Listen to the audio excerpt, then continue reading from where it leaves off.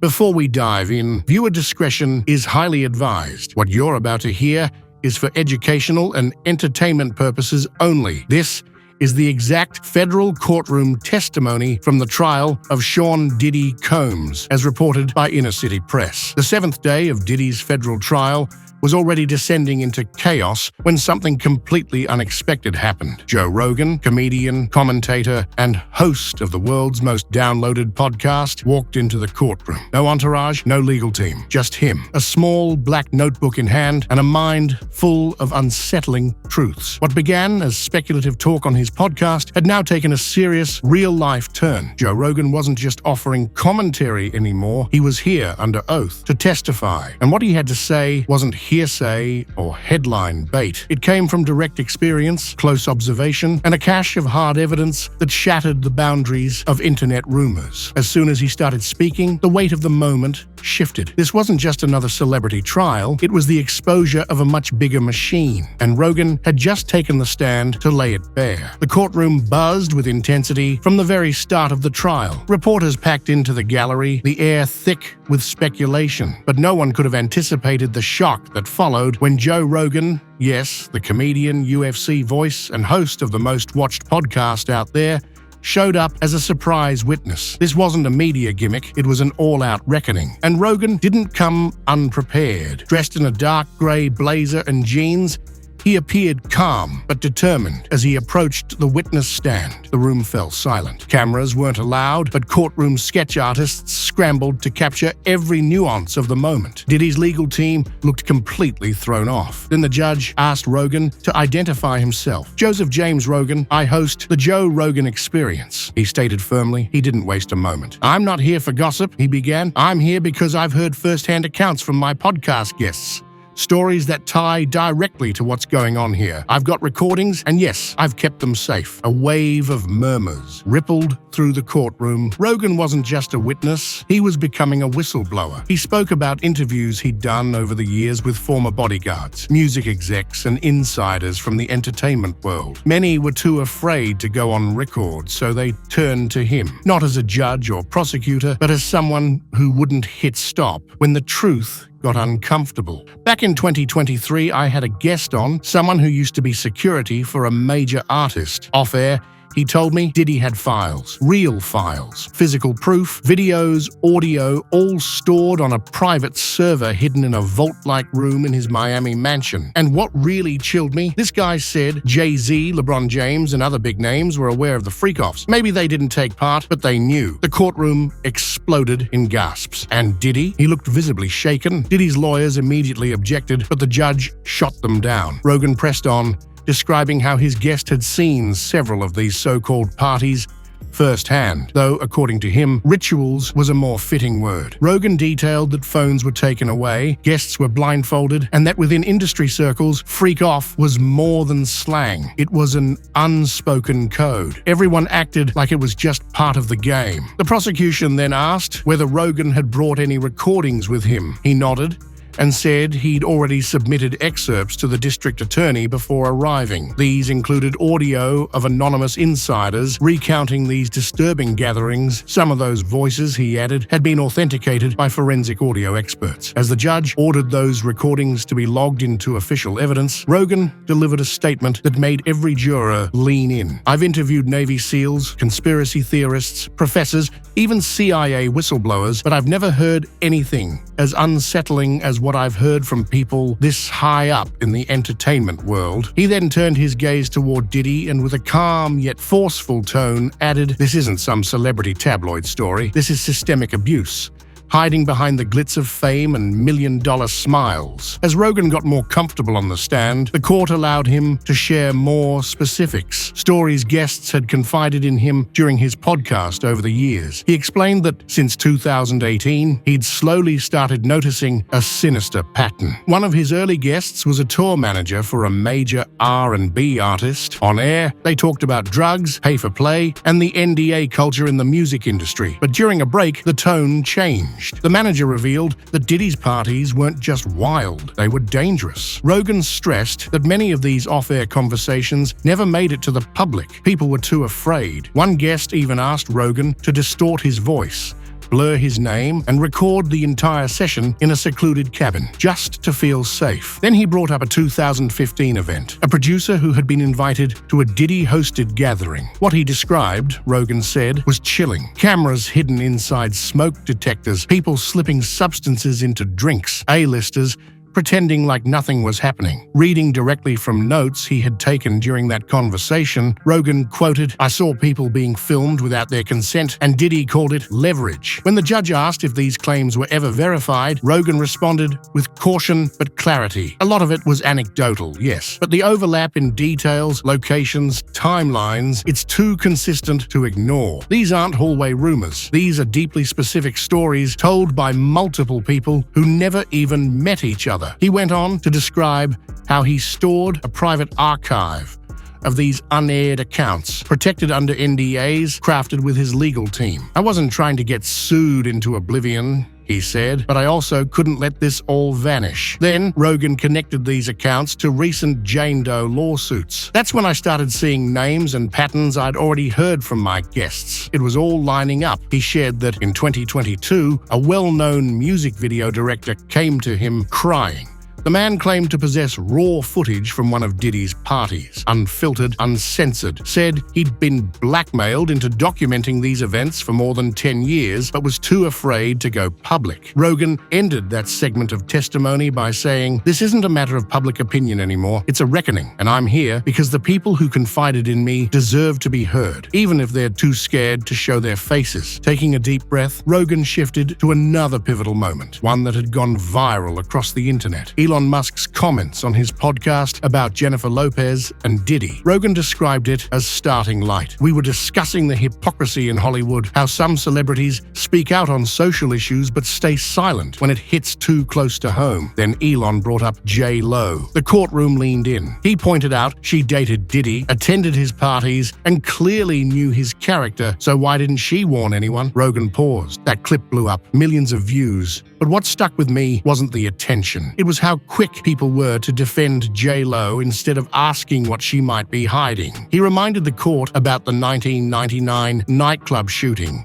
where Shine ended up behind bars. Jennifer was in the car when the weapon was allegedly tossed out of the window. She claimed Diddy was innocent, and he walked free. Shine served time, and Jennifer, she kept dating Diddy for another 2 years. Rogan let that moment hang heavy in the air. "What does that say?" he asked. "When someone walks away from a shooting, protects the guy who got arrested, and stays with him while someone else takes the fall." Then he added a line that sent chills. "What if you're only perfect for the devil?" Rogan pointed out that despite many celebrities championing Diddy's charitable image, almost none of them had said a word when lawsuits began piling up. Where was J.Lo when people started mentioning the freak-off tapes? Where was she when Shine finally told the truth about 99? He clarified, "I'm not saying she committed a crime. I'm saying that staying silent while abuse happens around you makes you complicit, and too many people in Diddy's circle have turned ghost when the lights go out." Then Rogan returned to a story that had haunted him, the one about the bunker. He explained how, in 2022, a former bodyguard at Diddy's Miami estate appeared on his show. The segment never aired. The man got scared and backed out. But what he shared off mic stuck with Rogan. The bodyguard described a secure underground room beneath the property, reinforced, biometric access only. Inside, he claimed, were rows of encrypted hard drives. He called it the black box. According to him, it was Diddy's insurance, footage of the freak-offs, secret contracts, hidden cameras, even compromising videos of powerful people, celebrities, executives, politicians. The courtroom gasped.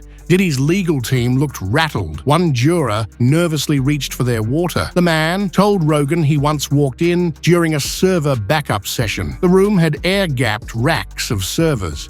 He didn't get far. Someone with a gun stopped him. "That's Diddy's church," the guard had said. Rogan repeated that phrase. "It stuck with me. Diddy's church. Whatever's in that room, someone sees it as sacred. Sacred because it's leverage." The judge accepted Rogan's affidavit into evidence, noting that although no one had physically confirmed the bunker's existence, the consistent testimonies made it relevant in showing a pattern. Rogan then added that two stylists who had worked with bad boy artists both mentioned a basement room where the cameras faced inward. One said she was asked to sign an NDA in that same room after spotting what looked like a disguised peephole inside a mirror. That's what's chilling. Rogan said different people, different years, but their descriptions were almost identical. Then he dropped something new. Just 3 months ago, an anonymous whistleblower contacted his team. They claimed to work for a Miami-based data recovery firm and had been hired to extract encrypted video from a corrupted server. Footage, they said, showing guests in compromising positions at Diddy's events. Rogan didn't air the interview, but he archived it because if this trial leads to a federal seizure, he said, there's a real chance that Drive is already in the government's hands. He closed that section of testimony by locking eyes with Diddy and saying, if you're innocent, then let them search the basement, open the vault, show them the black box. At this point, the courtroom energy had changed. Rogan was no longer just a celebrity giving testimony. He was a witness to a pattern of silence, fear, and manipulation. I want to talk about patterns, he said, flipping through pages of handwritten notes, because this isn't just about outrageous parties.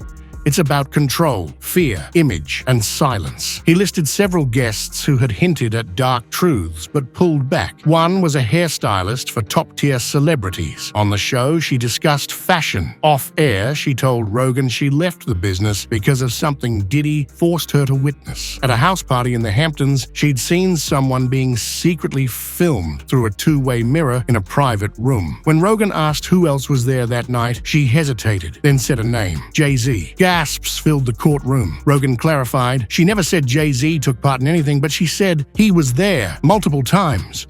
Always silent, always ghost-like, never engaging, but never gone. He emphasized that this wasn't an accusation of criminal activity, but of silent witnessing. I've had dancers, assistants, producers all say the same. Jay-Z and Diddy were like two halves of a coin. One was loud and wild, the other calm and quiet, but the scenes always the same. Rogan recounted asking an insider why no one ever spoke up. The man laughed and said, you don't take down Puff without taking Hov down too. The prosecution seized on that. It supported their case that this was bigger than one man, that powerful networks were enabling silence to preserve status and influence. Rogan added, if Diddy was the fire, Jay-Z was the smoke detector that never went off. Then he said his team had received anonymous warnings to stop digging in to Diddy. One email read, don't dig too deep, Joe. You'll end up like the others. They traced that IP. It led back to a firm tied to Roc Nation's PR team. The judge allowed that into the record with a caution. Rogan looked at the jury one last time and said, silence is a weapon, and this whole machine, it runs on people staying quiet, but I'm not built that way. Joe's tone changed as he brought up the last set of names. Those, he said, who simply ended up in the wrong place at the wrong time. You all remember the Man Zero lawsuit, he began. The one where a man claimed he was paraded around one of Diddy's parties, wearing a mask made of human anatomy. That wasn't just a rumor. I spoke with someone who was actually on that yacht. He described this source as a young videographer, probably in his early 20s. Hired to document an event in January 2023. He told me he was instructed to film only the fun stuff, the smiles, the glamour, but what he ended up witnessing changed him forever. Joe then read from an anonymized transcript. There were celebrities everywhere. LeBron James, Gloria Estefan, Jay-Z, Beyonce, people smiling, but the further you moved through the boat, the darker it got. Rooms lit in red, people restrained. A man in a mask being led around like a pet. The courtroom fell into total silence. Rogan added that this same man had turned over his memory cards at the end of the night. Diddy's team gave him $5,000 and told him he'd receive a final cut. He never heard from them again. What made this testimony so powerful was how it aligned with a real civil complaint. You think all of this sounds chaotic? It's not, Rogan said. It's organized. It's a system. And the scariest part, the very people we idolize, they're in the room while it's happening. Then he delivered a devastating closing line. If even one of those tapes gets played in court, half the industry is finished. He looked down, gently closed his notebook, and said, I'm not scared of lawsuits. I'm scared of what happens if we keep pretending none of this is real. His tone hardened again as he turned to the infamous 2023 yacht party, an event long whispered about, but never fully described until now. People think that story is urban legend, Rogan said. It's not. It happened. And I've got testimony from two separate individuals. One crew member, one guest. Both were on that boat. The room froze. Diddy's lawyers leaned in close, whispering to each other frantically. Joe unfolded a letter from a former yacht staffer, the details redacted to protect their identity. They thought they were being hired for a private music video shoot. They were told the passengers were VIPs, and absolutely no phones would be allowed. Security even patted them down before they stepped on board. He paused. Once the yacht entered international waters, everything changed. Curtains drawn, a private room locked off. That's when the crew began referring to what happened next as the rotation. New guests were brought in hourly, escorted in and out by security. Joe's voice turned cold. The witness claimed hidden cameras were installed in mirror frames.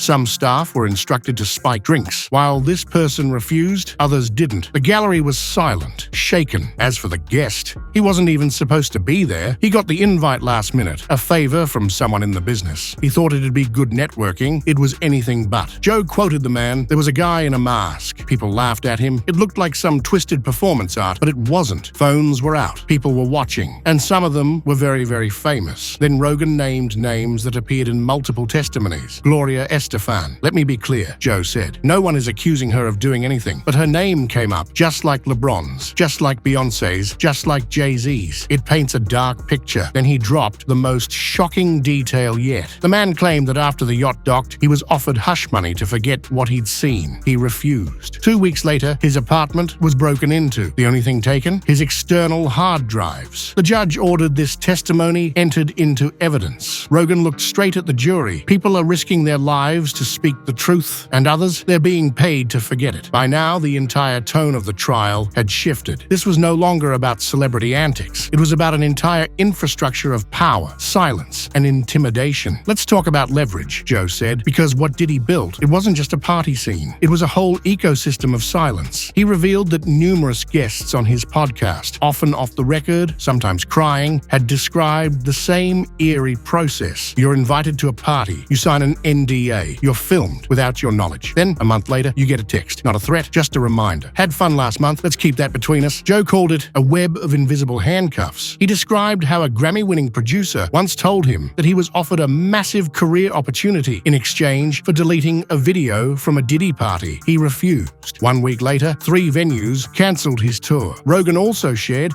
that his team had received legal threats from PR firms, demanding he stop discussing certain individuals. He didn't name names, but by now, the jury didn't need him to. Then came the most chilling revelation. A guest who used to work in celebrity security told Joe there was a real file, something they called the rainy day file, Diddy's insurance policy, a master folder kept off-site, encrypted, filled with backup footage. If anyone tried to bring him down, Joe said, the plan was to leak what he had on them. He paused. One of those files, I was told, involved a very powerful politician. I'm not naming names, but if federal agents already have those tapes, then this trial is only the beginning. The judge ordered that last statement stricken from the record, but the damage was already done. Joe closed that portion with a final blow. This wasn't fame, this was fear. He didn't just throw parties, he built a vault of silence. And if even one key turns, it all comes flooding out. As his testimony neared its conclusion, Rogan stood up. He wasn't asked to, he just did.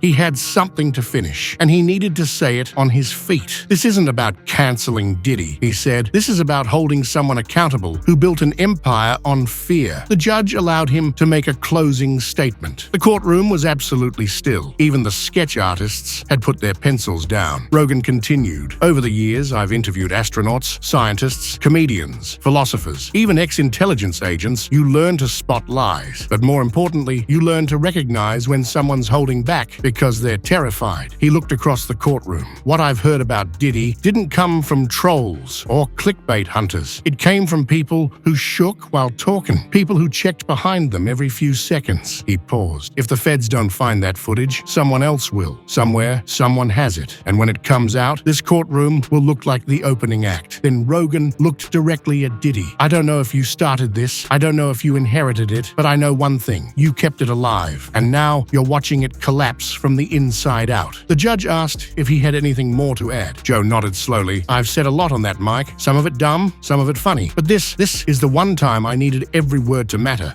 Because if even one kid is saved from walking into that kind of nightmare, then all of this, every threat, every NDA, every silent producer was worth breaking. With that, he stepped down. The entire jury watched in silence as Rogan passed the defendant's table. And for the first time in days, Diddy didn't look up.